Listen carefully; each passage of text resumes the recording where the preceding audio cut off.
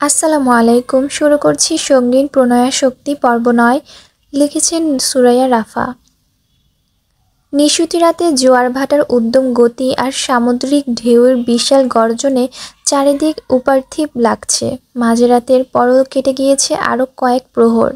রাতজাগা পানকৌড়িগুলো এখনও চিরিচিরি করে দাপিয়ে বেড়াচ্ছে পুরো বেলাভূমি জুড়ে।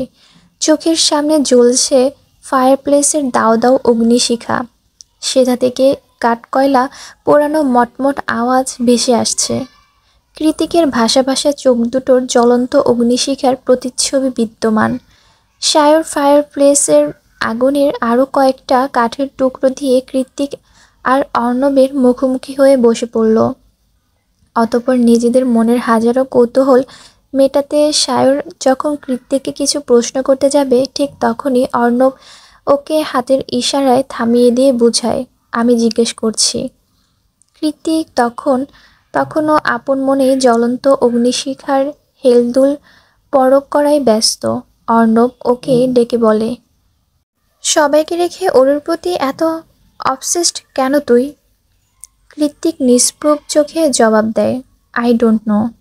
অর্ণব একটা দীর্ঘশ্বাস ছেড়ে বলল, আচ্ছা, কবে থেকে এসব শুরু হয়েছে সেটা তো বল। তাছাড়া ওর জন্য যদি তোর এতটাই টান থাকে, বাংলাদেশে যাস না কেন তুই?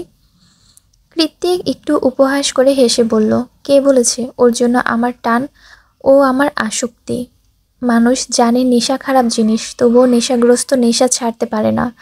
ওরও আমার কাছে নেশার মতোই। আমি জানি ওর আমার সম্পর্কে আগুন পানি সম জটিলতা, তবুও ওকে আমার চাই, অ্যাট এনি কস্ট।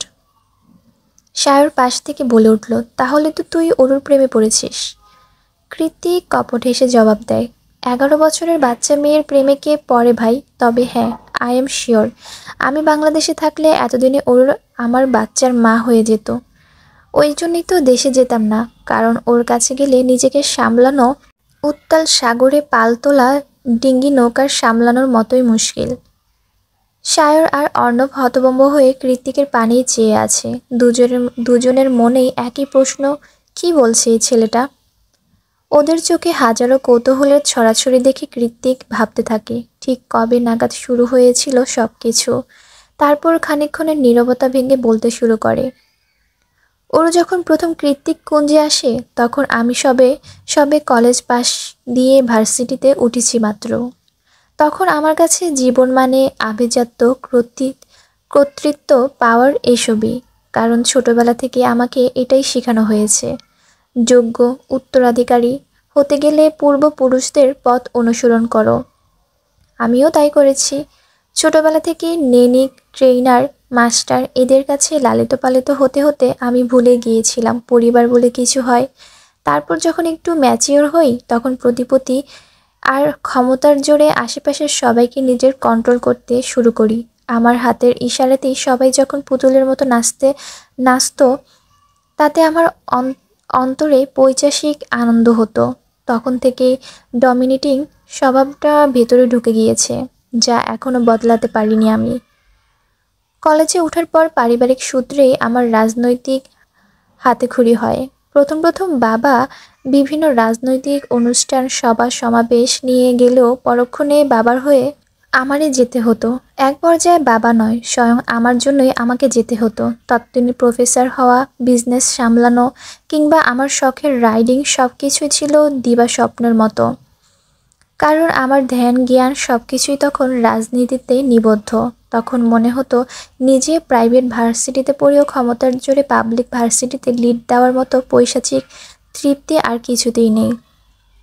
বাইরের জগতে এত সুনাম, এত জনপ্রিয়তা, এত স্বজনপ্রীতি, লোকদের ভিড়েও দিন শেষে আমি ছিলাম নিঃসঙ্গ, যার উদর আমার জন্ম হয়েছিল, যে খুব ছোট্টবেলায় আমাকে ফেলে নিজের আত্মতৃপ্তির উদ্দেশ্যে নিজ দেশে পাড়ি জমিয়েছিল। সেই বিদেশিনী মাকে বরাবরই ঘৃণা করে এসেছি আমি। তার সাথে মায়ের জাতিটাকেও কেন যেন আত্মিক টান কখনোই ছুঁতে পারিনি আমাকে। হয়তো ছোট থেকে মায়ের মমতাহীন বেড়ে ওঠা, সেজন্য। এভাবে হাজারো মানুষের বেষ্টনে একাকী ভীষণ জীবনটা ভালোই যাচ্ছিল। অনায়াসে দিন পার করে দেওয়ার মতো অনেক ব্যস্ততাই ছিল তখন আমার কাঁধে। কখন বাড়িতে ফিরতাম, কখন বেরিয়ে যেতাম, কেউ আর হদিস জানতো না। বলতে গেলে আমাদের পরিবারটা দিনকে দিন রাজনীতি প্রাঙ্গণে পরিণত হচ্ছিল। একই বাড়িতে থাকা সত্ত্বেও কেউ কারো খোঁজ নিতাম না আমরা। এক পর্যায়ে পরিবারের এরূপ ভাঙ্গন লক্ষণ করে দাদা সাহেব মৃত্যুশয্যায় এসে বাবাকে আবারও বিয়ে করতে বলেন। দাদার কথা রাখতেও বাবার সেই বয়সে পুনরায় বিবাহ বন্ধনে আবদ্ধ হয়। ঠিক তখনই আমার সৎ মায়ের সাথে পরিবারের আগমন ঘটে আরও দুই সদস্যের, অরু আর অনু। ওদের বাবার সম্বন্ধে আমার কিছুই জানা নেই, জানা থাকার কথাও না, কারণ বাবার বিয়ে নিয়ে আমার কোনোরূপ মতামত ছিল না। আমার এসবে কিছুই আসে যেত না। আর কীভাবেই বা আসবে? পরিবার কী জিনিস সে তো আমি জানিই না। ওরা ওদের মতো দিন কাটাতে শুরু করে, পড়াশোনা করতো, আর আমি আমার মতো। ওই সময় অরুর দিকে ঠিক করে কখনো তাকিয়েছিলাম কি না সেটাও বলা মুশকিল। যদিও বা কখনো সামনে পেয়েছি, ধরে ঠাস ঠাস করে থাপ্পড় মেরেছি। তবুও আমার রুমে সারাক্ষণ উকিঝুঁকি দিত মেয়েটা। সুযোগ পেলে রুমে এসে এটা ওটা ধরতো। মাঝে মধ্যে তো বিরক্তি হয়ে খুব মারতাম। কৃতিকের কথার মাঝে হুট করে সায়র ফুরন কেটে বলে, তুই কি রে, এখন যার জন্য দেওয়ানা হয়ে ছটপট করছিস তখন তাকে এভাবে মারতিস? কৃত্তিক মৃদু হেসে বলল, আই উইশ ওরও আগের মতো এখনও আমার রুমে উকিঝুঁকি দিত। আর তুই ওকে ঠাসঠুস করে মারতিস? অর্ণব সায়রকে থামিয়ে দিয়ে বলল, আহা থাম তো তুই, জেকে তারপর কি হয়েছিল? কৃত্তিক পুনরায় বলতে শুরু করে, অরুর মা সুদক্ষ এবং স্মার্ট মহিলা ছিল, যার জন্য বাবার সাথে ব্যবসায়িক কাজে বিভিন্ন জায়গায় যেতেন তিনি। বলতে গেলে বাবাকে সাহায্য করার জন্যই। তবে আমার সাথে তার খুব একটা স্বাভাবিক সম্পর্ক ছিল না, যার দরুন সপ্তাহে একবারও আমাদের মুখ দেখাদেখি হতো না। যদি হতো সেটাও অরুর জন্য। অরুকে মারলে সেটা নিয়ে নালিশ যেত বাবার কাছে। বিপরীতে বাবার থেকে পেতাম হাজারটা তিরস্কার আর ভৎসনা। এসবের কারণে মনে মনে জিদ হতো অরুর প্রতি। জিদের বশে দ্বিতীয়বার আমার রুমে এলে আরও বেশি করে মেরে দিতাম ওকে। এরকম যেতে যেতে বছর খানেক চলে যায়। তারপর একদিন একটু বলে থেমে যায় কৃত্তিক। সায়র অর্ণব দুজনেই উৎকণ্ঠা নিয়ে শুধালো, তারপর তারপর কি হলো একদিন? এবার কৃত্তিক নিজেও ভাবতে থাকে সে রাতের কথা। পূর্ণিমা রাত, আকাশে রূপার থালার মতো মস্ত বড় চাঁদ উঠেছে। চাঁদের নিয়ন আলোয় ভেসে যাচ্ছে চারিপাশ। কৃত্তিক কুঞ্জের মহলের ছাদটায় আয়তন ছোট্টখাটো ফুটবল খেলার মাঠের মতোই বৃহৎ। জ্যোৎস্না রাতে মায়ের অনুমতি সাপেক্ষ ছাদের পাঁচিল থেকে আচারের বয়ামগুলো ঘরে আনতে ছাদে এসেছিল অরু। তখনই পাঁচিল ঘেঁষে দাঁড়িয়ে থাকা পুরো দস্তর কালো দিয়ে আবৃত লম্বা মতো কাউকে দেখতে পেয়ে অকস্মাৎ ভয়ে চিৎকার দিয়ে ওঠে অরু। তবে গলার সুর বাইরে বেরোনোর আগে শক্ত হাতে ওর মুখ চেপে ধরে কৃত্তিক। অরু থেমে গিয়ে চোখ পিটপিট করে তাকাতে কৃত্তিক গম্ভীর গলায় বলে, তুই এখানে কেন? কৃত্তিকের কথার উত্তর না দিয়ে অরু মিনমিনিয়ে বলে, আপনার তো জ্বর এসেছে, হাতটা কেমন আগুনের গোলার মতো গরম হয়ে এসেছে। কৃত্তিক অরুর শরীরের এক প্রকার ধাক্কা দিয়ে বলল, জ্বর আসলে তোর কি? যা যা করতে এসেছিস সেটা করে নেমে যা, জ্বরের ঘরে তোকে দেখতে ইচ্ছা করে না। কৃত্তিকের রকচটা স্বভাব চরিত্র সবকিছু অরুর জানা, তাই ও আর না বাড়িয়ে চুপচাপ আচারের বয়ম নিয়ে ছাদ থেকে নেমে যায়। মাঝরাত, কারেন্ট থাকা সত্ত্বেও রুমের চারিদিকে ঘুটঘুটে অন্ধকার। জ্বরের ঘোরে অন্ধকার রুমে শুয়ে থরথর করে কাঁপছে কৃত্তিক। সন্ধ্যা রাতে দুইটা প্যারাসিটামল খেয়েও কাজ হয়নি। উল্টে হাড় কাঁপিয়ে দ্বিগুণ তালে জ্বর উঠেছিল। পার্টির লোকেদের থেকে বারবার কল আসাতে মোবাইলটাও বন্ধ করে রেখেছে ও। অনেক বেশি জ্বরের তোপে অন্ধকার রুমের মাঝেই জোনাকি পোকা দেখছিল কৃত্তিক। ঠিক তখনই গভীর তিমিরকে হাঁটিয়ে একটা মোমবাতি সমেত রুমে প্রবেশ করে কিশোরী অরু। পরনে তার কালো রঙের কামিজ, মাথায় ৮ ঘন্টা ঘোমটা। কৃত্তিক তখনও জ্বরের তোপে বারবার দীর্ঘশ্বাস ফেলছিল। অরু মোমটা নিয়ে রুমের মাঝে এগিয়ে এসে নিজে থেকেই বলল, বিদ্যুৎ চলে গেছে, জেনারেটরও নষ্ট হয়ে পড়েছে। আপনার তো জ্বর, তাই ভাবলাম মোমবাতি নিয়ে আসি। মোমবাতির প্রয়োজন নেই, আমি অন্ধকার ভালোবাসি, তুই যা তো। কৃতিকের এহেন ধমকে অরু যায় না, চুপচাপ দাঁড়িয়ে থাকে ওর পাশ ঘেঁষে। অরুকে অনেকক্ষণ যাবৎ দাঁড়িয়ে থাকতে থেকে কৃতিক হাসকি সুরে নাক টেনে বলে, কি হলো, যাচ্ছিস না যে? আবারও মার খাওয়ার শখ জেগেছে? শখ জেগে থাকলে কাছে আয়, থাপ্পড় দিচ্ছি। অরু মুখ কাচুমাচু করে বলে, মা আঙ্কেলের সাথে শহরে বাইরে গিয়েছে। মামির অসুখ শুনে সকাল সকাল আপাও নানা বাড়ি গিয়েছে। বলেছিল বিকেলের মধ্যে ফিরবে, কিন্তু ফিরেনি। এখন আবার কারেন্টও নেই। আমার অন্ধকারে ভয় করছে ভাইয়া। এখানে একটু দাঁড়িয়ে থাকি, কারেন্ট এলেই চলে যাব। অরুর আকুতি ভরা টলটলে চোখের দিকে এক পলক তাকিয়ে নিজে একটু সরে গিয়ে অরুর জন্য বিছানাতে জায়গা করে দিল কৃত্তিক। অরুও টু শব্দ না করে ভয়ে ভয়ে সেখানটায় গিয়ে বসে পড়ে। কৃত্তিক চোখ বন্ধ করেই অরুর উদ্দেশ্যে বলে, ভালো করে বস, মারবো না।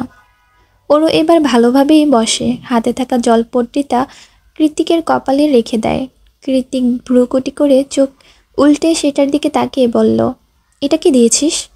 অরু জানায়, জ্বর হলে মা আমাদের মাথায় এটা দিয়ে রাখে, এতে অনেকটা আরাম লাগে। আপনি অন্ধকারে জোরে জোরে নিঃশ্বাস নিচ্ছিলেন, মনে হলো আপনার এটা প্রয়োজন, তাই নিয়ে এসেছি।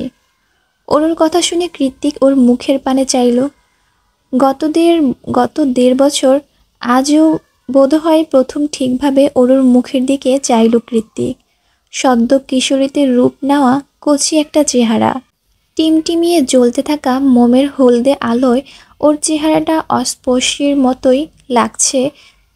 তীব্র জ্বরের ঘুরে থাকা কৃত্তিকের নেশালো চোখ দুটোতে হুট করে কেন যেন মনে হচ্ছে অরুর মতো মায়াবী মুখ পৃথিবীতে আর দুটো নেই। কৃত্তিককে চুপচাপ তাকিয়ে থাকতে দেখে অরুর ঠোঁট কামড়ে একটু এগিয়ে এসে জলপট্টিটা আবারও উল্টে দিল। আমার জন্য কেন করেছিস এসব? কৃত্তিকের অজ্ঞাত প্রশ্নের উত্তর নেই অরুর কাছে। কী বা বলবে? দেখেছি মানুষটা জ্বরে পুড়ে যাচ্ছে, অথচ কাউকে মুখ ফুটে বলছে না অবধি। একা একাই কষ্ট সহ্য করছে, তাই তো হাতে করে জলপট্টিটা নিয়ে আসা। কি হলো, কিছু বল।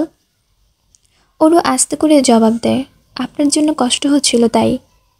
কৃত্তিকের মতো পরিবারচ্যুত বেপরোয়া বেখেয়ালি মায়ার বাঁধহীন ছেলের কাছে অরুর অযাচিত মনে মুখ ফসকে বলা এই বাক্যটা ছিল আকাশসম আন্তরিকতা। অরুর কথার অধিক তাপমাত্রার দাউ দাউ করে জ্বলতে থাকা হৃদয়টা হঠাৎ করেই কেমন শীতল হয়ে গেল। উল্টে হৃদস্পন্দন বেড়ে গেল দ্বিগুণ তালে। হুট করেই মনে হতে লাগলো অরু ওর আপন, খুব আপন। অরুর দিকে তাকিয়ে হিজিবিজি ভাবতে ভাবতে কখন যে বিদ্যুৎ চলে এসেছে টের পায়নি কৃত্তিক। টের পাওয়ার কথাও নয়, কারণ এই রুমে এখনও আলো জ্বলছে না। বাইরের ঘরে মৃদু আলো জ্বলতে দেখে অরু বলে, বিদ্যুৎ চলে এসেছে, এবার আমি যাই। কৃত্তিক অরুর হাত টেনে ধরে, ঘোর অসম্মতি জানিয়ে বলে, কোথাও যাবি না তুই, এখানে বসে থাক আমার সামনে। কেন? কৃত্তিক হাসকি সুরে জবাব দেয়, তোকে দেখব তাই। কৃত্তিক শক্ত করে অরুর হাত ধরে রেখেছে। উপায়ন্তর না পেয়ে অরু সেখানে বসে থাকে সারা রাত। এক পর্যায়ে ঝিমুতে ঝিমুতে কখন যে কৃত্তিকের বুকের উপরেই ঘুমিয়ে পড়েছে সেটা অরুর অজানাই রয়ে যায়। অথচ কৃত্তিকের চোখে এক ফোঁটাও ঘুম নেই। ও সারা রাত জেগে ঘোর লাগা চোখে অরুকে দেখেছে। সময়ের সাথে সাথে মোমের আলো ফুরিয়ে গিয়েছে, তবুও দেখেছে শেষমেশ অরু যখন কৃত্তিকের বুকে ঘুমিয়ে পড়ে তখন দ্বিতীয়বারের মতো আবারও হৃদস্পন্দন গতি হারায় কৃত্তিকের। ও চোখ দুটো বন্ধ করে হিসিয়ে বলে, তুই আমার অরু, খুব তাড়াতাড়ি বড় হয়ে যা, তোকে আমি দেখব, সারা জীবন ধরে দেখব। সেদিন রাতের পর থেকে কৃত্তিকের হৃদয় বাসা বাঁধে অরুর প্রতি অজানা এক আসক্তি, যার কোনো নামদাম নেই, শুধু হৃদ মাঝারে বয়ে চলা এক সুপ্ত গভীর আর বেসামাল অনুভূতি ছড়াছড়ি। ধীরে ধীরে সবার আড়ালে শুরু হয় অরুর প্রতি নিজের দখলদারি। অরু যে রাস্তা দিয়ে স্কুলে যেত সেই রাস্তার সবসময় দুজন লোক লাগানো থাকতো। অরু কার সাথে মিশছে, কার সাথে ঘুরছে, বন্ধুমহলে কোনো ছেলের আনাগোনা আছে কিনা, সব কিছুরই পাই টু পাই খবর নিত কৃত্তিক। অরু আম পাড়তে গিয়ে গাছ থেকে পড়ে ব্যথা পেয়েছে বলে সেদিনই বাপ দাদার আমলের ঐতিহ্যবাহী আম গাছকে কেটে কুটে বাড়ি থেকে বিদায় করে কৃত্তিক। বাড়ির ঐতিহ্য, বাবা দাদার স্মৃতিকে এভাবে কেটে ফেলার ছেলের বেপরোয়া কাণ্ডে জামশেদ জায়ান চৌধুরীও হতবাক হয়েছিল। কিন্তু বলার মতো কিছু নেই তার। কেই বা বলবে? ছেলে কি তার কথা শোনে? এভাবে সময়ের পরিবর্তনে সেই আসক্তি বৃদ্ধি পেতে থাকে দ্বিগুণ হারে। স্কুল ব্যতীত কৃত্তিক কুঞ্জের বাইরে পা রাখা নিষিদ্ধ হয়ে যায় অরুর জন্য। কিশোরী অরুর মাথায় ঢোকে না, হঠাৎ করে কৃত্তিক কেন তার উপর এত অধিকার দেখাচ্ছে। আগে তো কখনো আসতো, কখনো যেত, তারই হদিশ থাকতো না। আর এখন বাড়িতে কেউ না থাকলেই কৃত্তিককে দেখতে পায় অরু। শুধু দেখতে পায় বললে ভুল হবে, ওকে জোর জবরদস্তি করে নিজের সামনে বসিয়ে রাখে কৃত্তিক। চোখের সামনে থেকে সরলেই গালে এসে আছড়ে পড়ে শক্ত হাতের থাপ্পড়। থাপ্পড় খেয়ে ওরও কাঁদলে পুনরায় থাপ্পড়। এভাবেই দিন যাচ্ছিল। সবার অগোচরে ভেতরে সুপ্ত অনুভূতিগুলো তরতর করে বাড়ছিল কৃত্তিকের মাঝে। কৃত্তিকের হুটহাট করা পাগলামিতে বিরক্ত হয়ে আজকাল আর আগের মতো ওর রুমের ধারে কাছেও ভেড়ে না অরু। মাঝে মাঝে ওকে এক নজর দেখে চলে যাবে বলে ওর নাম করে কৃত্তিক জোরে জোরে ডাকে, তবুও সেদিকে পা বাড়ায় না অরু। তবে আজকের দুরু বুকে সে আসতেই হলো কৃত্তিকের রুমের সামনে। বাড়ির অফিস রুমে পার্টি অফিসের মিটিং চলছে, সবাই উপস্থিত, অথচ কৃত্তিকের খবর নেই। মোবাইল বন্ধ করে অন্দরমহলের বসে সে কি করছে কে জানে। মিটিংয়ের মাঝে সবাই তর্ক বিতর্ক ব্যস্ত। তাই জামশেদ জায়ান চৌধুরী অরুকে ডেকে বলে, তোমার কৃত্তিক ভাইয়াকে ডেকে দাও তো অরু। তার কথা রাখতে আপাতত ভর সন্ধ্যাবেলা কৃত্তিকের রুমে কড়া নেড়েছে অরু কড়া নাড়ার সঙ্গে সঙ্গে দরজা খুলে ওকে হ্যাচকা টানে ভেতরে নিয়ে গেল কৃত্তিক। ভেতরে নিয়ে গিয়ে চোখ রাঙিয়ে অরুর উদ্দেশ্যে বলে, গত 2 দিন ধরে ডাকছি তোকে, সামনে আসছিস না কেন তুই? কি সমস্যা তোর? অরু চোখ ঝাপটি দিয়ে বলে, সবসময় বকাঝকা করেন, গায়ে হাত তোলেন, আপনাকে আমার বিরক্ত লাগে। আগে তো মারলেও পেছনে ঘুরঘুর করতি, তখন তো বিরক্ত লাগতো না। তখন তো বুঝতাম না যে আপনি আমার এত অপছন্দ করেন। এখন তো বুঝি আপনি আপনার সৎ বোন, তাই আমাকে দু চোখে দেখতে পারেন না। ওর কথা শেষ হতে দেরি, তবে ওর শরীরে কৃত্তিকের হাত পড়তে দেরি হলো না। কৃত্তিক চোয়াল শক্ত করে তীক্ষ্ণ দৃষ্টিতে নিক্ষেপ করে বলল, এটা কেন দিয়েছি জানিস? নিজেকে আমার সৎ বোন দাবি করার জন্য। তুই আমার বোন না, আমার বোন হওয়ার কোনো যোগ্যতা তোর মাঝে নেই, আর না আমি তোকে বোনের নজরে দেখি। মার খেয়ে গালে হাত দিয়ে মেঝেতে বসেই ফুপিয়ে কাঁদছে অরু। খানিকক্ষণ দাঁড়িয়ে থেকে নিজের ক্রুদ্ধ মস্তিষ্কটাতে স্থির করে অরুর মুখোমুখি হয়ে বসে পড়ে কৃত্তিক। তারপর আলতো হাতে ওর চোখের পানি মুছিয়ে দিয়ে বলে, আই এম সরি অরু, খুব লেগেছে। কেন আমাকে এভাবে যন্ত্রণা দিস বলতো? তুই যখন আরেকটু বড় হবি তখন আমার আজকের কথাগুলি ঠিক বুঝতে পারবি। ততদিন শুধু তোকে একটু দেখে দেখে রাখতে হবে আমার। কৃত্তিকের মুখের আদরে আওয়াজ শুনে অভিমান ওরও এবার শব্দ করে কেঁদে উঠল। এভাবে নাক ফুলে কাদার ওকে অনেক বেশি আকর্ষণীয় আর মায়াবী লাগছে কৃত্তিকের চোখে। তাই নিজেকে সংযত না রাখতে পেরে হুট করেই ওর গালে সশব্দে চুমু খেয়ে বসল কৃত্তিক। তবে ওদের বসার ধরনটা এমন ছিল যে যে কেউ পেছন দিক থেকে দেখলে ভুল বুঝতে পারে। হলেও তাই। মিসেস আজমের শেখ বাড়িতেই ছিলেন। সেদিন কৃত্তিকের রুম থেকে মেয়ের ক্রন্দনরত আওয়াজ শুনেই তিনি বুঝে গিয়েছেন আবারও হয়তো তার ছোট্ট মেয়েটাকে মেরেছে কৃত্তিক। তৎক্ষণাৎ তিনি মেয়েকে নিয়ে আসার জন্য কৃত্তিকের রুমের দিকে এগিয়ে গেলেন। তবে রুমে প্রবেশ আগেই পা দুটো আটকে গেল তার। সন্ধ্যা রাতের আবছা আলোয় তিনি স্পষ্ট দেখলেন তার ছোট্ট মেয়েটার সাথে ঘনিষ্ঠ সময় পার করছে কৃত্তিক। পার্টি অফিসে ছোট বড় সবার সামনে পরপর অনর্গল থাপ্পড়ের আঘাতে রক্তাক্ত হয়ে উঠেছে কৃত্তিকের গৌর মুখমণ্ডল। আর দুটো থাপ্পড় দিলে হয়তো নাক ফেটে ফিনকে দিয়ে রক্ত বেরিয়ে আসবে। তবুও কিছুতে থামানো যাচ্ছে না জামশেদ জায়ান চৌধুরীকে। রাগের তোপে থরথর করে কাঁপছেন তিনি। হাতের পাশাপাশি মুখ দিয়ে যা আসছে সেটা বলে আঘাত করছেন নিজের একমাত্র ছেলেকে। অনু ওর মায়ের আঁচল ধরে রুমের এক কোণে কুঁকড়ে দাঁড়িয়ে আছে। জামশেদ জায়ান চৌধুরী ওকে মারতে মারতে ক্লান্ত হয়ে বললেন, আমার আগেই বোঝা উচিত ছিল কোনো আমেরিকান নাচনেওয়ালির ছেলের চরিত্র এর চেয়ে ভালো আর হবে না। বরাবরই নিজের মায়ের কথা শুনলে কৃতিকের মাথায় রক্ত উঠে যায়, ওগুলো তার চরম সীমানায় পৌঁছে যায়। ও এবারও তাই হলো, চিৎকার দিয়ে নিজের বাবার মুখের উপর বলল, তুমি সেই আমেরিকান নাচনিওয়ালিকে ভালোবেসে বিয়ে করেছিলে, যার ফল আমি। সঙ্গে সঙ্গে জামশেদ জায়ান আবারও ওকে সজোরে চড় মারলেন। অতঃপর আশেপাশে চেলাপেলাদের ডেকে বললেন, প্রাইভেট জেটের ব্যবস্থা করো, আজ এই মুহূর্তে ও দেশ ছাড়বে। স্বাধীনতা পেতে পেতে ওর ভেতরে পুরোটাই নর্দমার মতো কালো হয়ে গিয়েছে, ওকে শুদ্ধ করা প্রয়োজন। তার জন্য সবার আগে ওর স্বাধীনতা হরণ করতে হবে।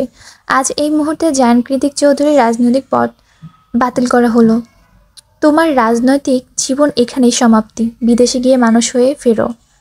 বাবার কথার পিঠে কৃতিক একটা তাচ্ছিল্যের হাসি ছুঁড়ে মেরে দলের লোকেদের হাত থেকে নিজের পাসপোর্ট আর ব্যাগটা ছো মেরে নিয়ে ছোট্ট অরুর দিকে এক পলক তাকিয়ে আবারও চোখ সরিয়ে বলে, ফিরবো না, কোনো দিনও ফিরবো না এই দেশে। শুধু একটা গুরুত্বপূর্ণ জিনিস রেখে গেলাম, সময় হলে সেটাও নিয়ে যাব। কারণ কৃতিক কোনো জিনিস হাত হাত পেতে নেয় না, কেড়ে নেয়। কৃতিক যখন গাড়ি করে বেরিয়ে যাচ্ছিল, তখন দোতলার দেওয়াল জোড়া জানালা দিয়ে ওর পানে অসহায়ের মতো তাকিয়েছিল অরু। কৃতিকও তাই। ও গাড়িতে বসেছিল ঠিকই, তবে হিংস্র দপদপে চোখ দুটো ছিল দোতলার জানালার নিবদ্ধে। এক পর্যায়ে গাড়িটা যেতে যেতে চোখের আড়াল হয়ে যায়, তবুও সেদিকে তাকিয়ে রয় অরু। কী নিয়ে এত ঝামেলা হলো সেসব মাথায় না ঢুকলেও এটা ঠিকই বুঝতে পেরেছে ও। আজ ওর জন্যই বাড়ি ছাড়া হয়েছে বাড়ির একমাত্র রাজপুত্র জায়ান কৃতিক চৌধুরী। ওদিকে যেতে যেতে কৃতিকের কেটে যাওয়া ঠোঁট দুটো বাঁকা হাসিতে প্রসারিত হলো। ব্যাকসিটে গা এলিয়ে দিয়ে বিড়বিড়ালো সে, love is temporary but obsession is permanent and I am dangerously obsessed with your Aurora Sheikh. খুব বেশি না, আমাকে সামলানোর মতো একটুখানি বড় হ, আমি অপেক্ষার প্রহর গুনছি। ক্যালিফোর্নিয়াতে আজ বেজায় ঠান্ডা পড়েছে। প্রশান্ত মহাসাগরে কনকনে ঠান্ডা হাওয়া এসে একেবারে নাক মুখ চিরে ভেতরে প্রবেশ করছে। এলোমেলো বাতাসের তীব্রতায় ঝরে পড়া আকর্ষণীয় মেপল পাতার ভরে উঠেছে রাস্তাঘাট। আজকে আর যেন তেন শীতের পোশাক পরে শীত নিবারণ করার সুযোগ নেই। তাই তো উষ্ণ কোট, গ্লোভস, পায়ে বুট, মাথায় উলের বিনি হ্যাট পরা। একেবারে রয়ে শয়ে বাইরে বেরিয়েছে অনু। আজ বাইরে না গিয়ে ভেলভেট কমফোর্টারের মধ্যে শুয়ে আরাম করে ঘুমালে হয়তো সবচেয়ে বেশি ভালো হতো। কিন্তু আগামীকাল মায়ের অপারেশন, আজ না গেলে কেমন হবে? গত দুদিন ধরে অরু আর কৃতিক বাড়িতে নেই। এই দুদিন ওর যথেষ্ট খেয়াল রেখেছে প্রত্যয়। সবসময় ফোন করে খোঁজ নেওয়া, সন্ধ্যা বাড়ি ফেরার পথে এগিয়ে দেওয়া, কিংবা নার্সিংহোমে কোনোরূপে জরুরি প্রয়োজনে ছুটে আসা। কী না করেছে! এত যত্ন, এত মূল্যায়ন। অনুর মতো কঠোর হৃদয়ের মেয়েটাও আজকাল প্রত্যয়ের প্রতি দুর্বলতা অনুভব করে। ইচ্ছে তো করে হৃদয়টা বের করে হাতে তুলে নিয়ে প্রত্যয়কে উপহার দিয়ে দিতে। After all he deserve it. প্রত্যয়কে নিয়ে অসংখ্য দানাবাঁধা স্বপ্ন আর ভাবনার মাথায় কিলবিল করছে অনুর। মাঝে মধ্যে অযাচিত মনে একাই ফিক করে হেসে উঠেছে ঠোঁটজোড়া। এক মনে প্রত্যয়কে নিয়ে ভাবতে ভাবতে কখন যে বাস স্টপেজে কাছে চলে এসেছে তা টেরও পায়নি অনু। যখন টের পেল তখন দেখলো বাস এখনও আসেনি, অপেক্ষা করতে হবে কিছুক্ষণ। তাই এগিয়ে গিয়ে একটা শিশির ভেজা বেঞ্চি হাত দিয়ে সামান্য পরিষ্কার করে সেখানটায় বসে পড়ল। বেঞ্চিতে বসার সঙ্গে সঙ্গে পুনরায় চোখের সামনে দৃশ্যগত হলো পূর্বের ন্যায় একই ঘটনা। এই নিয়ে পরপর 3 দিন এই মেয়েটাকে প্রত্যয়ের সঙ্গে দেখেছে অনু। রাস্তার ওপাশে ক্যাফেটেরিয়ায় দাঁড়িয়ে আছে ওরা দুজন। প্রত্যয় কয়েক সেকেন্ড দাঁড়িয়ে মেয়েটাকে কিছু একটা বলে গাড়ি নিয়ে চলে যায়। প্রত্যয় চলে যেতেই একদম হুট করে অজ্ঞাত মেয়েটার চোখে চোখ পড়ল অনুর। এভাবে চোখাচোখি হয়, ভেতরটা কেমন আটকে উঠল ওর। তৎক্ষণাৎ তড়িৎ গতিতে চোখ নামিয়ে নিল অনু। জিভ দিয়ে অধর ভিজিয়ে বিড়বিড় করে বলল, কে এই মেয়ে? সবসময় প্রত্যয় সাহেবের সাথেই কেন দেখা যায় তাকে? ওনার বোন? কই, চেহারা তো মিল নেই। এই যে! অনুর অস্পষ্ট বিড়বিড়ের মাঝেই স্পষ্ট বাংলা ওকে ডেকে উঠল কেউ। অনেকদিন পর অচেনা মুখে বাংলা আওয়াজ শুনে চট করে মাথা তুলে চাইল অনু। তবে সেই মানুষটিকে দেখে খুশি হওয়ার বদলে উল্টে ভ্রুকুঞ্চিত হয়ে গেল ওর। এ তো একটু আগে প্রত্যয়ের সাথে দাঁড়িয়ে থাকা সেই বাঙালি মেয়েটা, এখানে কি করছে সে?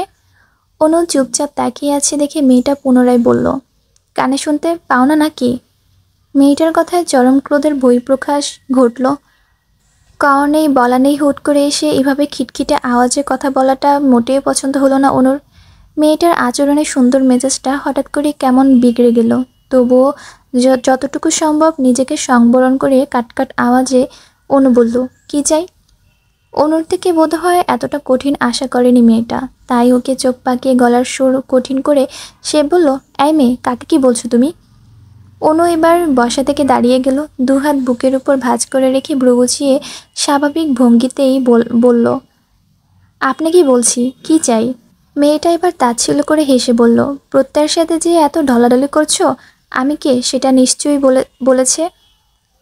না বলেনি, হয়তো সেরকম ইম্পর্ট্যান্ট কেউ না, তাই বলার প্রয়োজনও বোধ করিনি।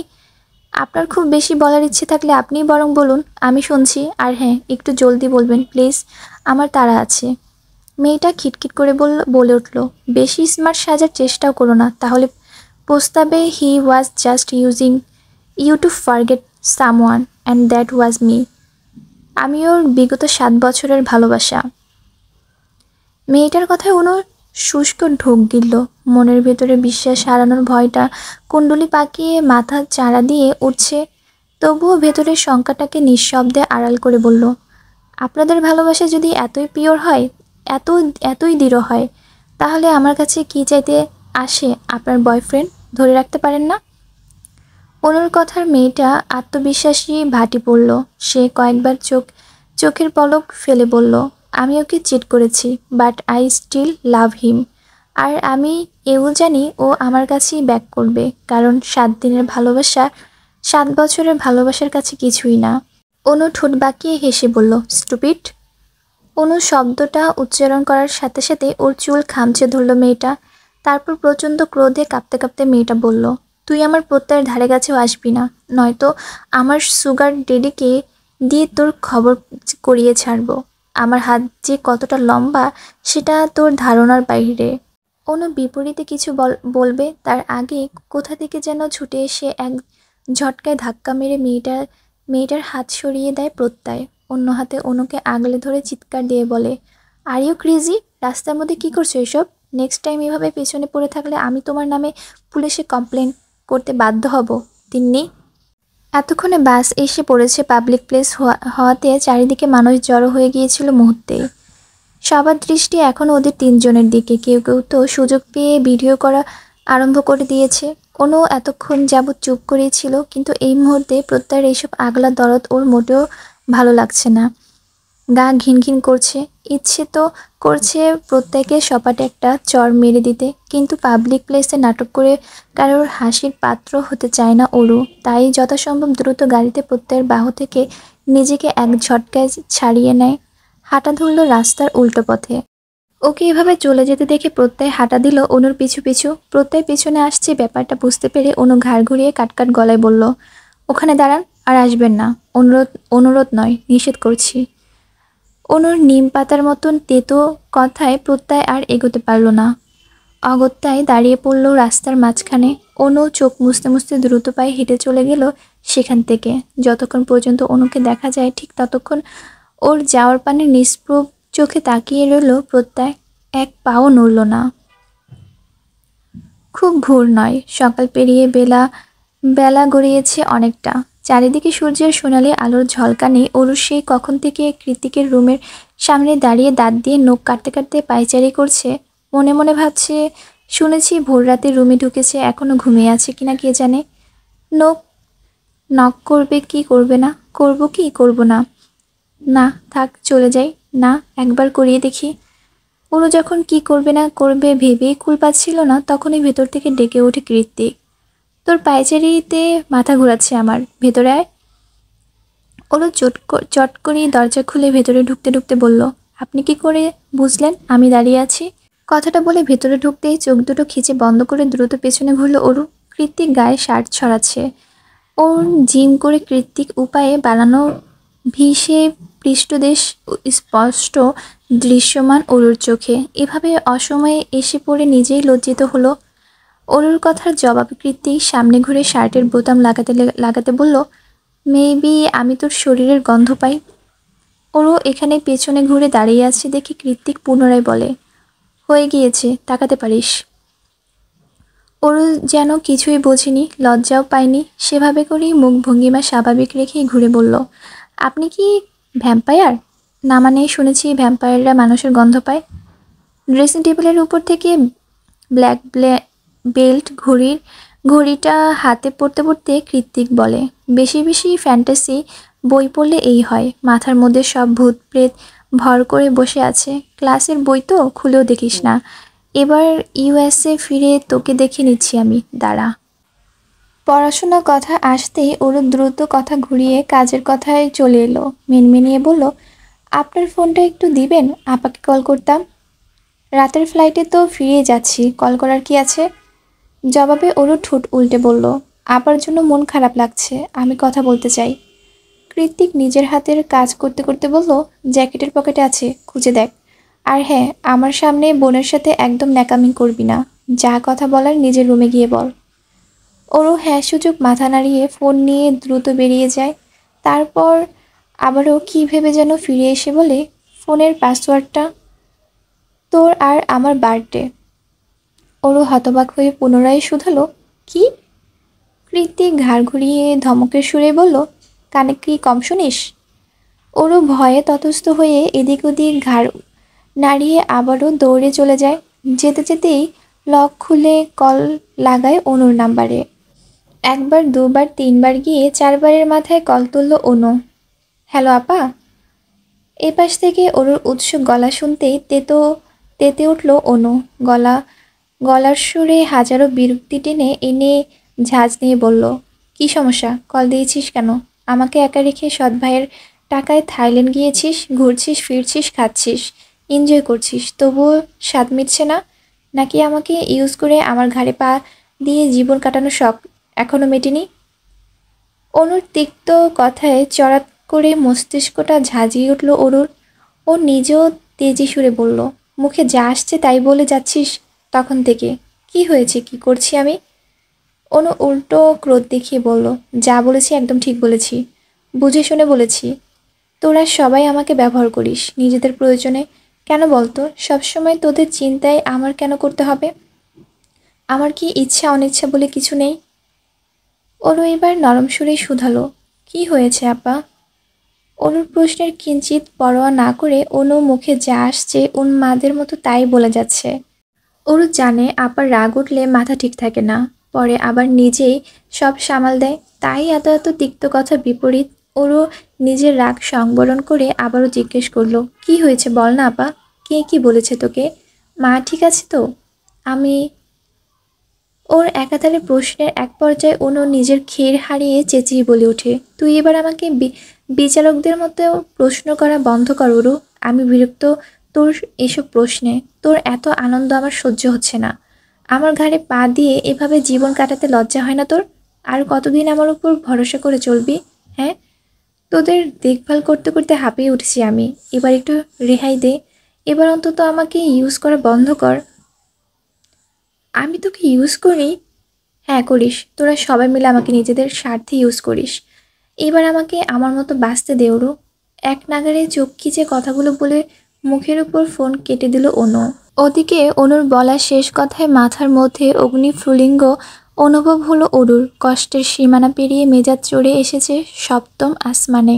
নিজের অজান্তেই ধপ করে মেঝেতে বসে পড়ে, দু হাতে নিজের লম্বা চুলগুলো মুষ্টিবদ্ধ করে। নীরবে চোখের জল ফেলতে ফেলতে অস্পষ্ট সুরে অরু বলল, তার মানে মায়ের অবর্তমানে আপাও আমাকে করুণা করে এসেছে? কোনো ভালোবাসা নেই, সবটা করুণা? সবাই করুণা করে আমাকে? এলিসার বাবাকে থাই পুলিশ অ্যারেস্ট করেছে। এবার আর প্রমাণ ছাড়া নয়, সুস্পষ্ট প্রমাণ সমেত তাকে পুলিশের হাতে তুলে দেওয়া হয়েছে। যেহেতু ওর বাবা জেলে আছে, সেহেতু এলিসাকে ব্ল্যাকমেল করার মতো আপাতত কেউ নেই। বলতে গেলে এলিসা এখন পুরোপুরি নিরাপদ। সায়রের কথায় অর্ণব আর কৃত্তিক হ্যাঁ সূচক মাথা নাড়ালো। অর্ণবের হ্যাঁ সূচক সম্মতি শুনে সায়র এবার উচ্ছ্বাসিত সুরেই বলল, তাহলে তো আমাদের মিশন কমপ্লিট। আজ রাতে পার্টি করলে কেমন হয়? এবারে অর্ণব বিরূপ প্রতিক্রিয়া জানিয়ে বলল, তুই কি পাগল? এলিসের মন ভালো নেই আর তুই আছিস তোর পার্টি নিয়ে। কৃত্তি কিছু একটা ভেবে পায়ের উপর পা তুলে বলল, আমার হাতে সময় নেই, কাল ভার্সিটিতে এক্সাম ফিরতে হবে। সায়র হতাশ হয়ে বলল, তোরা না থাকলে আমি কি জিন ভূতের সাথে পার্টি করব নাকি? চল রাতেই ফিরে যাই তাহলে। কথাটা শেষ করে সায়র কেবলই বসা থেকে উঠে দাঁড়িয়েছে। ওর সামনের ডিভানটাতে এখনো কৃত্তিক পায়ের উপর পা তুলে বসা। তখনই কোথা থেকে যেন ওরও এসে এক প্রকার হামলে পড়ল সায়রের উপর। ওর চেহারার বীভৎস চুলগুলো এলোমেলো, চোখ দুটো টলছে, সেথা থেকে গড়িয়ে পড়ছে অশ্রুসিক্ত নোনা জল। ওরও আশেপাশে কারোর দিকে নজর না দিয়ে সায়রের কলার দুটো শক্ত করে চেপে ধরে কান্না মিশ্রিত কণ্ঠে বলল, সায়র ভাইয়া, বিয়ে করবেন আমায়? আপনার তো কোনো গার্লফ্রেন্ড নেই, তাছাড়া আপনার মাথার সবগুলো তারও ঠিকঠাক আছে। আমার আপনাকে বিয়ে করতে কোনো আপত্তি নেই। আমি কারো বোঝা হয়ে থাকতে চাই না, কারো কোনো করুণার পাত্রীও হতে চাই না। আর এক মুহূর্ত না। বিয়ে করবেন আমাকে? হতে পারে আমি আপনার চেয়েও বয়সে একটু বেশি ছোট, তাতে কি আসে যায়? ভালো করে তাকিয়ে দেখুন, আমি সুন্দরী। এদিকে সায়র অরুকে কি দেখবে? অরুর পেছনে দাঁড়িয়ে থাকা কৃত্তিকে দেখেই ওর গলা শুকিয়ে এসেছে। কৃতিকের জ্বলন্ত আগ্নেয়গিরির দাবানলের মতো চোখ দুটো দেখে ওর হাত পা কেমন কেঁপে কেঁপে কেঁপে উঠছে। চোখ দিয়ে বারবার কৃত্তিকে ইশারা করে বুঝাচ্ছে, ভাই আমি কিছু জানি না, তোর জানের জান পরাণের পরাণ ওরই আমাকে ইচ্ছে করে ফাঁসাচ্ছে। কৃত্তিক এক নজরে সায়রকে পরখ করে কপালে 2 আঙ্গুল ঠেকিয়ে কিছু একটা ভাবলো। তারপর হুট করে উঠে দাঁড়িয়ে অরুর হাতটা শক্ত করে চেপে ধরে ওকে ইচ্ছে মতো টানতে টানতে বেডরুমে নিয়ে ছুঁড়ে মারল। অকস্মাৎ টাল সামলাতে না পেরে ওরু হুমড়ি খেয়ে মেঝেতে পড়ে গিয়ে ডুকরে কেঁদে উঠল। দাঁড়ানো থেকে এভাবে হুট করে মেঝেতে পড়ায় কোনোই আর হাঁটুর অবস্থা বেগতিক। কাঁদতে কাঁদতে ওরু নিজেকে সামলানোর চেষ্টা করছে খুব, কিন্তু প্রচণ্ড আঘাতে হাত পাগুলো যেন অসুর হয়ে পড়েছে ওর। ওকে ছুঁড়ে ফেলে দিয়ে কৃত্তিক নিজের 2 পকেটের হাত গুজে দাঁড়িয়ে স্পষ্ট কণ্ঠে বলল, আমি আসছি, ততক্ষণ এখানে পড়ে থাক। অন্য কারো শরীরে হাত ছোঁয়ানোর শাস্তিটা সময় হলে টের পাবি। অরুকে নিজের রুমে আটকে রেখে কৃত্তিক আবারও ওদের কাছে ফিরে আসে। অর্ণব, সায়র, এলিসা তিনজনই ভয়ার্ত দৃষ্টিতে তাকিয়ে আছে কৃত্তিকের পানে। সবাইকে নিশ্চুপ হয়ে থাকতে দেখে সায়র একটু সাহস করেই বলে ওঠে, কি করেছিস ওর সাথে? সাপের ফনা তোলার মতো তড়িৎ গতিতে সায়রের দিকে হিংস্র দৃষ্টি নিক্ষেপ করে কৃত্তিক বলে, যা ইচ্ছে করেছি। আমাদের প্রাইভেট কথাও তোকে শেয়ার করতে হবে? সায়র কিছু বলতে যাবে তার আগে অর্ণব ওকে থামিয়ে দিয়ে বলল, আর একটাও কথা বলবি না সায়র, নয়তো কৃত্তিকের হাতে আজই তোর খেল খতম।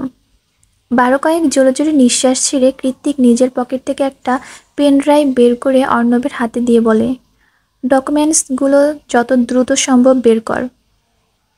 পেন ড্রাইভটা হাতে নিয়ে সেটাকে উল্টে পাল্টে দেখে অর্ণবকে নিজের ঠোঁট কামড়ে বলল, একটু বেশি তাড়াহুড়ো হয়ে যাচ্ছে না ব্যাপারটা? অর্ণবের কথায় ওর দিকে অগ্নিদৃষ্টি নিক্ষেপ করে কৃত্তিক। কৃত্তিকের চোখে হিংস্রতা দেখে অর্ণব চোখ নামিয়ে নিল। এলিসা এগিয়ে এসে অর্ণবের কাঁধে হাত রেখে বলল, যে যা করতে চাইছে সেটা ওকে করতে দে অর্ণব। অর্ণব এলিসার দিকে তাকিয়ে ছলছল নয়নে বলে ওঠে, তুই বললে আমি সব কিছু করতে রাজি যান। তুই শুধু একবার বল জেকের সাথে আমারটাও। অর্ণব আর কিছু বলবে তার আগেই নিজের 3 ইঞ্চি হাই হিল নিয়ে অর্ণবের পায়ের উপর দাঁড়িয়ে পড়ল এলিসা। অতঃপর ওর কাঁদো কাঁদো মুখের দিকে তাকিয়ে মেকি হেসে এলিসা শুধায়, কি যেন বলেছিলি, আবার একটু বল। দুপুর গড়িয়ে বিকাল হয়েছে। সূর্যের আলো পূর্ব আকাশ থেকে পশ্চিমে গিয়ে ঠেকেছে। ওরও এখনও মেঝেতে বসে বিছানায় মাথাটা এলিয়ে দিয়ে ফুপিয়ে কাঁদছে। অনেকক্ষণ ধরে একটানা কাদার ফলে ক্ষণে ক্ষণে কেঁপে উঠছে ওর ক্রন্দনরত ছোট্ট শরীরটা। তখন আপার সাথে রাগ করে কি বলেছে, কাকে বলেছে কিছুই মাথায় ঢুকেনি। অথচ এখন সেসব কথা মনে পড়লে ইচ্ছে করছে নিজের মাথায় নিজের বাড়ি মেরে বেহুশ হয়ে যেতে। সবার সামনে কতটা নির্লজ্জের মতো সায়রকে গিয়ে বিয়ের কথা বলেছে। এখন ভাবলেও বিরক্তির শরীরটা চিরবিড়িয়ে উঠছে। সবাই কি ভেবেছে কে জানে। যে যা ভাবার ভাবুক, তবে ওরও ঠিক করে নিয়েছে সায়রের মুখোমুখি আর এই জীবনেও ও হবে না। কি করেই বা হবে? সায়রকে দেখলেই তো নিজের করা মস্ত বড় বোকামির কথা বারবার মনে পড়ে যাবে। সকালের কর্মকাণ্ডের কথা ভেবেই হাত পা ছড়িয়ে আরও এক দস্তর কেঁদে ভাসালো অরু। তারপর মনে মনে ভাবল, আপাকে আরেকবার কল করে দেখলে কেমন হয়। এখন তো রাগ কমেও যেতে পারে। যেই ভাবা সেই কাজ। অরু দ্রুত এগিয়ে গিয়ে বিছানার আশেপাশে কৃতিকের মোবাইলটা খুঁজতে লাগলো, কিন্তু মোবাইলের জায়গায় অন্য কিছু হাতে এলো ওর। নরম বিছানায় মাথার পাশে যে কুশনটা রাখা তাতে থাকে, তার পাশে ওর রুপোলি নূপুরটা আঁকাবাঁকা হয়ে পড়ে আছে। এই তো বছর ধরে পায়ে পড়ে থাকা নিজের সুপরিচিত নূপুরটা দেখে ওরু দ্রুত গিয়ে সেটাকে হাতে নিয়ে উল্টে পাল্টে দেখে বলল, আরে এটা তো আমার নূপুর, এলিসা আপুর জন্মদিনে পার্টিতে হারিয়ে ফেলেছিলাম। এটা উনার কাছে কি করে এলো? আর উনার কাছে যদি থাকবি তাহলে সেদিন কেন জিজ্ঞেস করলো আমার নূপুরের কথা? আশ্চর্য মানুষ তো। আমার নূপুর দিয়ে ওনার কি কাজ? এক মনে কথাগুলো বলে ওর পা বাড়িয়ে দিয়ে নিজ হাতে নূপুরটা পরার জন্য। ঠিক তখনই বাইরে থেকে আগমন ঘটে কৃতিকের। ও হুড়মুড়িয়ে রুমে প্রবেশ করে বেডসাইড টেবিল থেকে কিছু কার্ড নিজের ওয়ালেট ভরে নেয়। অতঃপর অরুর হাতে হ্যাচকা টান মেরে ওকে দাঁড় করিয়ে দিয়ে বলে, চল। অরু ভ্রুকুঞ্চন করে বলল, চল মানে কোথায় যাব? কৃত্তিক জবাব দেয় না কোনোরূপ, বরং ওকে জোর জবরদস্তি করে টানতে টানতে বাইরে নিয়ে যায়। হাত ছাড়ুন, লাগছে আমার। আরে আমার নূপুরটা ফেলে এসেছি তো, ছাড়ুন। কে শোনে কার কথা? কৃতিকের স্তম্ভীর চোখ মুখ আর ভাবমূর্তি দেখে মনে হচ্ছে এই মুহূর্তে ওর শ্রবণ শক্তি হারিয়ে গিয়েছে। এক মনে এলোমেলো পায়ে হাঁটতে হাঁটতে কখন যে উত্তাল প্রশান্ত মহাসাগরের সামনে এসে দাঁড়িয়েছে তার হদিস নেই অনুর। মাথার উপর গোল্ডেন গেট ব্রিজ, তাতে হাজারো মানুষের ঢোল, আর তার নিচে সুবিশাল সমুদ্র তট। এখানেই তো প্রথমবার প্রত্যয়ের বুকে মাথা রেখেছিল অনু। কতটা প্রশান্তি আর কতটা আবেগপ্লুত হয়ে প্রত্যয়ের উপর নিজের ক্লান্ত শরীরের ভার ছেড়েছিল। প্রত্যয়ের আন্তরিকতা মাখা হাসি, মাথায় বুলানো আদরে হাতের পরশ, রাতের আধারের একান্তে বৃষ্টি স্নান, সব কিছুই কি তাহলে মিথ্যে ছিল? প্রত্যয় তার 7 বছরের ভালোবাসা ভুলে যেতে কেবলমাত্র ওকে ইউজ করেছে, এটাই কি সত্যি? তিন্নি নামক মেয়েটা কি সত্যি বলেছে? অনু কি তবে শুধুই অন্য একজনের জায়গা পূরণ করে ইউজ হয়েছে মাত্র? ইউজ শব্দটা সেই সকাল থেকে মাথার মধ্যে গেড়ে বসে আছে ওর। কিছুতেই শব্দটাতে সরানো যাচ্ছে না মাথা থেকে। ইউজ শব্দটা নিয়ে ভাবতে ভাবতে ওর মনে পড়ে যায় সকালের কথা। নিজের ব্যতিগ্রস্ত হৃদয়কে সামাল দিতে না পেরে সকালবেলা যা নয় তাই বলেছে অরুকে। নিজের ছোট্ট বোনের প্রতি এরূপ জঘন্য আচরণ করে প্রত্যয়ের উপর জমে থাকা রাগ অরুর উপর ঢেলে এখন অনুশোচনায় বুক ফেটে কান্না আসছে অনুর। কি করেছে অরু? ঠিক আছে তো, নাকি আপার উপর অভিমান করে ভুলভাল কিছু করে বসেছে ওর ডানপিঠে বোনটা? হাজারো অজানা প্রশ্ন এসে বাড়ি খাচ্ছে অনুর মস্তিষ্কে। ও আর ভেবে সময় নষ্ট করতে পারল না। তৎক্ষণাৎ অনুর সাথে কথা বলার জন্য দ্রুতই ফোন বের করে কল লাগালো কৃত্তিকের নাম্বারে। কিন্তু দুঃখের বিষয়, বারবার ফোন করার পরেও কেউ ফোনটা তুলছে না। কি করে তুলবে? ফোনটা যে সেই সকাল থেকে মেঝেতে মুখ থুবড়ে পড়ে আছে। এদিকে ওরুকে কলে না পেয়ে শব্দ করে কাঁদতে কাঁদতে অনু বসে পড়ে বালু আস্তরিত স্যাঁতস্যাঁতে বেলাভূমিতে।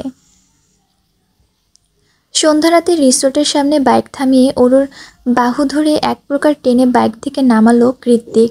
অরুর চোখে মুখে বিমর্ষ, ওর গালে 5 আঙ্গুলের দাগ সুস্পষ্ট।